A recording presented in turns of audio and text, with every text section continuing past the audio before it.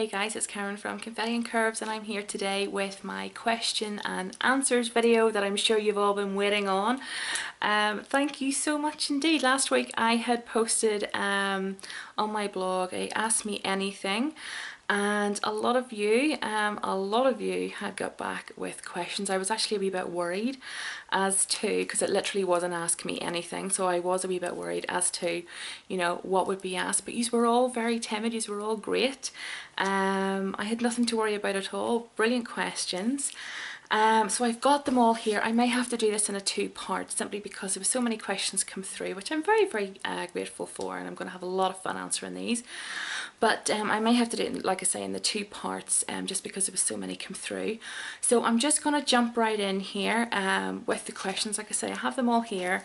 So if you see my eyes flicking down, it's just because I'm reading them off the sheets and that.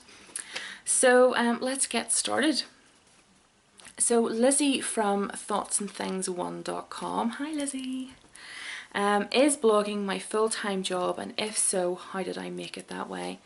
Lizzie, I would love blogging to be my full-time job, but unfortunately it's not certainly what I generate the bulk of my income from. I love writing, but I have to say, of all the writing that I do, blogging is probably my favourite because it's very sort of short, snappy pieces, and it's so varied, and I get to chat and sort of, you know, network with a lot of people. So I love blogging, and I would love to be able to make it a full-time job that I could obviously, you know, support myself on financially, but not at the moment. So I'd love it to be, but no, not at the moment. Nicole from that'sbeautifulnicole.wordpress.com, she asks, which is your favourite social media platform? It's a brilliant question, Nicole, because I know everybody has their preferences over social media, but I have to say I would use it in very different ways in terms of what my preferences are. I don't really have, I know this isn't a very specific answer, but I don't really have a favourite because I use them for very different things. For example, Twitter would kind of be more for blogging and networking and that kind of thing, whereas Facebook I tend to use more for personal and family and sort of birthday parties and ranting and raving and all that. So and I tend to keep those two very separate. I'll not post blog posts on Facebook, and I generally don't put a lot of personal stuff on Twitter. I just like to keep it that way. Instagram, I've started using it recently, but I haven't really caught the Instagram bug yet.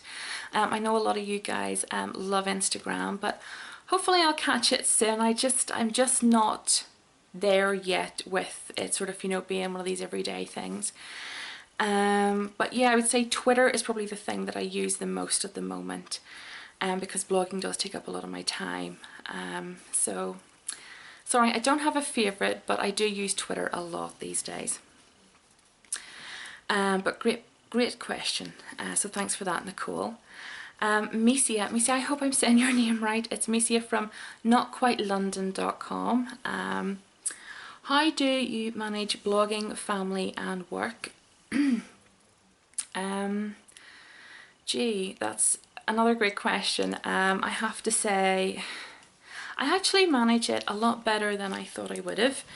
But then I'm quite good at sort of putting my day into sort of like sections, if that makes sense. I'm up quite early in the morning, so from 5 till around about sort of 2 p.m, from 5 a.m. in the morning to about 2 p.m, that's work, and you know, that's my job and what I do and all the rest of it. And then sort of afternoon time from about sort of 3 o'clock onwards, that's whenever Emma's home, and it's sort of homework, dinner. She goes to bed at 8 in the evenings, because we are up pretty early, so she likes to go to bed sort of at 8 o'clock, and so sort of from 3 to 8 then is family time, like I say, homework, dinner, all that type of thing, and we catch up with each other and that there and how each other's day's been. And then sort of 8 o'clock onward then is whenever Steve and I just sort of settle down. He'll maybe watch some TV and I'll get the laptop out, and that's whenever I start blogging. So and reading blogs and responding to comments and sort of doing other bits and pieces of writing. So It works for me. I know that probably wouldn't work for everyone, but I'm in a sort of position where that sort of type of breaking my day up into those sort of little pieces works for me. So that's kind of how I juggle it, but I appreciate not everybody's the same, and it can be very hard. I do tend to try and take the weekends off and do very, very little over the weekend, because I think it's healthy to have a wee break. So and sort of, you know, really dedicate some time to just getting away from the computer and spending time with family. So but yeah, that's how I manage it. So thanks for that, Misia. The lovely Leah from thepinkimpact.wordpress.com asks, how would you describe yourself if you could only use 5 words? Oh, how would I describe myself if I could only use 5 words? I'd probably say loyal, very determined. If I want to do something, I'll be really focused on doing it. I'd be very anxious. I'm quite a worrier, and I panic very easily. It doesn't take much to make me panic. So I would say I'd be quite anxious. I'm very creative. I do love DIY and crafty things and writing and stuff like that there, and design and stuff. So I'd be very creative. And I would also say be very sensitive as well too. I'm a very, very sensitive person. If someone was to say something to me, I could read into it and sort of think, you know, what did they mean by that, and sort of all that type of thing. So I can be very sensitive, but in a way it's not a bad thing, because then I'm very aware of how I sort of talk to other people then, in terms of what I say. So for example, I've seen myself many a time writing a comment and then deleting it and sort of rewriting it, because I sort of think, oh, they may interpret that as something else, because that's what I would do. I don't know if that sort of ties in with having anxiety and stuff like that there, but that's always been me. I'm just sort of a very sensitive person. And I think as well too, on the computer, you can't really, when you're reading stuff off a screen, should it be a text or an email or a comment, you know, you don't have a tone of voice to work with, or body language or eye contact, so you kind of can't express, you know, either get over what the person's expressing. They could mean it in a very nice way, but it could be, you know, you could read it as something very different. So yeah, I am very sensitive, and yeah, so there we go. But what do you think your best characteristic is another question Leah's asked. I'd probably say compassion. I'm a very compassionate person. If I see someone struggling, or, you know, really having a tough time of it, you know, sort of any friends, family members and that type of thing, you know, it really does, it touches my heart, and I feel like I have to get in there and help and stuff, and it makes me really happy to help, and to sort of, you know, to see other people sort of, you know, just benefiting from just being nice and just sort of helping. I think we all lead sort of such busy lives and don't realise how many of us out there are sort of, you know, how tough things can be sort of behind closed doors and that. And even blog posts that I've read recently, you know, where people are maybe, say, talking about different struggles they're going through, I always really take the time to read that, because and comment, because I think, you know, a comment can even just sort of make all the difference, just that someone is out there, someone has read that, someone has understood that. So yeah, be very compassionate, I think, and I think that's a nice trait to have. So thanks for those, Leah. They were great questions. Kay from blushandbronzer.com asks, what's your favourite blog post you've written to date? Brilliant question, Kay. I would say my favourite is create your own DIY mini photo studio. I had so much fun doing that. At the time I was actually looking for like a photographer sort of pop-up tent, you know, one of those just like a white or black pop-up tent thing that you take photographs in, and it sort of keeps the background all white or all black or whatever you want. And whenever I was on looking for them, I thought, gosh, they're actually quite expensive, I mean, you know, for what they are. So I had a wee think about it, and I got Steve to go up into the attic and get me a really good box, a non-spider infested box, and I created my own, and I had so much fun actually creating it and then putting the post together. And whenever I shared it, I was actually quite taken aback by the response, because I did, and even to this day still do get a lot of comments from people, oh, this is really helpful, it's really useful. They could be maybe, say, a student and they don't have a huge amount of money to play around with, they maybe mightn't be able to afford a photographer's sort of pop-up tent thing. So creating their own little photo studio type setup, you know, could be very helpful. Or maybe somebody with that doesn't maybe say have a lot of space. So it's definitely been a favourite post of mine, from, well, I think from all my posts really. I love all my posts, but that's definitely one that sticks in my mind. And another question Kay asks is, what's your most popular post to date? That's probably the same as well, Kay. To be honest with you, the mini photo studio, has definitely generated a lot of comments and views and things like that, and still does. Yeah, I must actually pop the wee link below, and you can all check that out if you haven't done it already. And the third question Kay asks is, what's one that you've read? I take it that's what's one post that you've read that has stuck with you?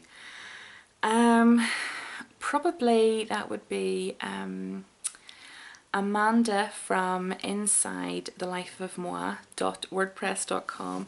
She's just a brilliant blogger, very, very witty, and just a genuinely nice person. Her blog's incredibly busy. She's got you know, a lot of readers and a lot of commenters, but she always takes time to interact with all of them, and that's what I love about her. She wrote a post called "I Love You But I Don't Like You, a story of fractured bonds and motherly guilt," and that post has stayed with me for a very long time. It's not something I've been through, but I don't want to tell you too much about it, because I definitely think you have to go over and read it yourself. It's basically, you know, about she's went into her past, and, you know, very, very tough things that she's been through, and how that has affected her relationship between herself and her daughter.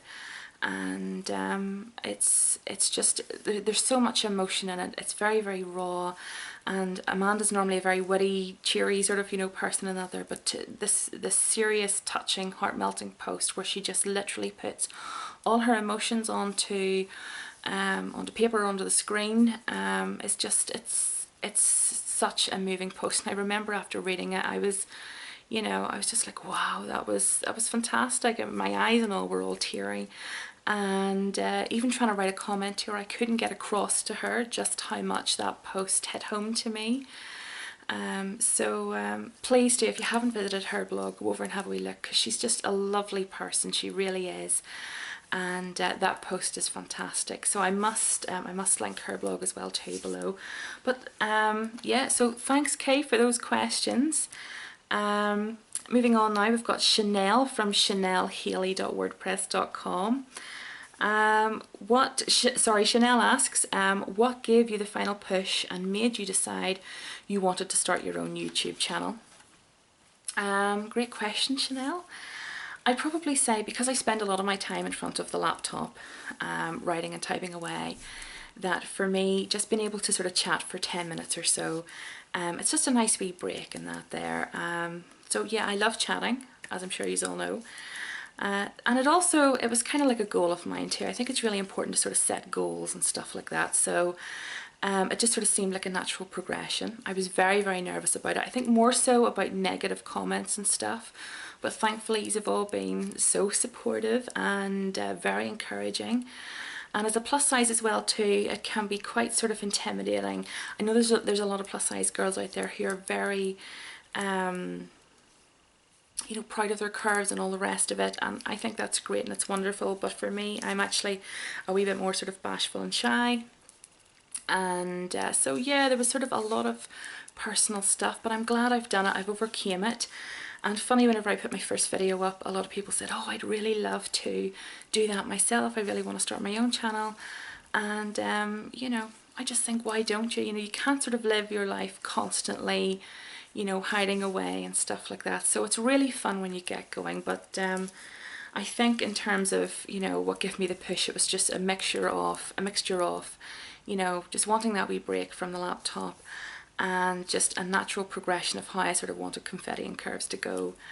And yeah, so that was it, and of course your encouragement too. So brilliant question. Kayla from Bambi Lee asks, ketchup or brown sauce on your bacon sandwich? And that's Kayla from BambiLee.com. Sorry Kayla. Kayla, honestly, this sort of made me giggle so much whenever I read this, but I'm probably going to weird you out now, but I'm going to say both. Both on a bacon sandwich is amazing. If you haven't tried it, please do, because the sort of the sweetness of the ketchup and then the sort of sassiness of the brown sauce just mixed together. It's like sort of sweet and sassy coming together. Swassy. There's a new word, swassy. That's our word now. So you gotta try it, but both, girl, it is yum. So thanks for that, Kayla. Alice from strangemaidenme.com. What is the weirdest present you've ever received? Alice, I have thought about this for days, and I can't think of a weird present at all. Everything I've got has over the years has been great, but I must actually, do you know what, I must actually have a chat to my sister about that, because she remembers these things probably a lot better than I do. My memory's terrible. So I'm sure I'll be able to come up with something, so I'll keep you posted on that one. Tea or coffee is the next question she asks. I'd probably say tea, because I drink more of it. I do like both, but tea definitely at home. I tend to only drink coffee whenever I'm out in Costa's or somewhere like that there. So, and that's a Cafe Caramella. Oh, and her third question is, how much wood could a woodchucker chuck if a woodchucker could chuck wood? I am so glad I said that. I thought this is going to be mass editing on a scale that's beyond me. But I've no idea, my darling, but I did say your question, so I am chuffed to bits with that. So lastly, here we've got Gallup from coffeeandnotes.wordpress.com. How do you get organised with all that you have to do and keep the posts up and now vlog as well? Gallup, oh gosh, great question by the way, but I think I probably just schedule, plan, prepare, drink lots of tea, the occasional energy drink, use masses of post-it notes. Yeah, it's constantly on the go, but I'm very lucky because Tuesdays and Thursdays are my behind the blog posts, and so that's the interviews, which are very, very popular, and so a bulk of that sort of what's in those there have already been done, because they're interviews and that's you guys participating. So all I really have to do is write an intro and an ending, and then on a Wednesday is my video, and so it's really just a Monday and a Friday post that I kind of put, you know, have to put sort of more time into. But I've got such a backlog of great ideas that I kind of want to work on and implement into the blog. It's very frustrating not having the time.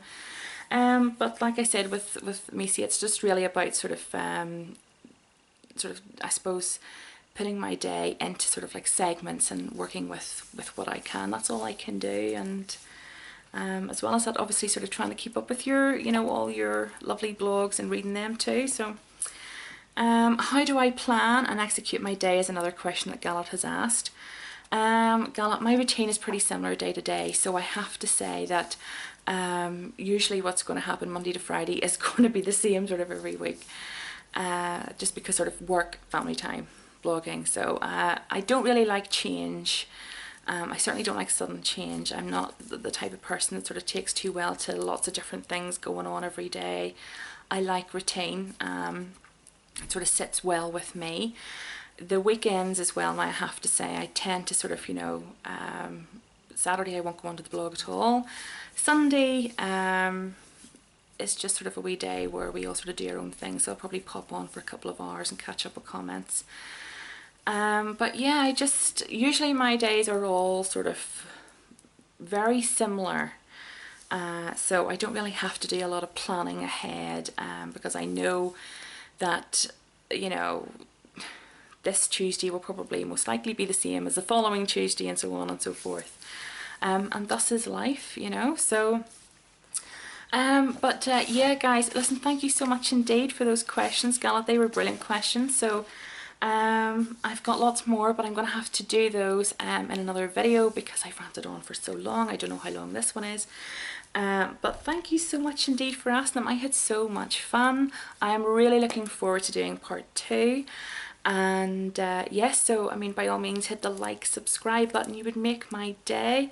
And thank you guys for taking the time to obviously go on and ask these here.